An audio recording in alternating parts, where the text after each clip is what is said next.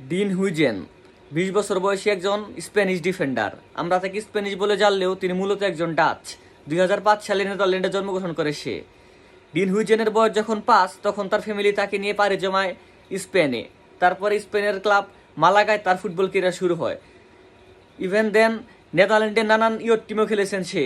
তারপরে মালাগা থেকে সে ইয়ট টিমে চলে যায় জুভেন্টাসে। জুভেন্টাসে তার খেলা দেখে মুগ্ধ হয়ে জোসে মরিনহো তাকে নিয়ে আসে রোমায়। রোমায় একটি ভালো মৌসুম কাটানোর পরে তাকে ইংলিশ প্রিমিয়ার লিগের ক্লাব বোর্নমাউথ তাদের ডেরায় ফেরায়। আর বোর্নমাউথে সে দুর্দান্ত পারফরমেন্স করার পরে সামার ট্রান্সফার উইন্ডোর ট্রান্সফারের হটকেক হয়ে দাঁড়িয়েছে ডিন হুইজেন। তার জন্য চেলসি, লিভারপুল, আর্সেনাল এবং রিয়াল মাদ্রিদ বিট করতেছে।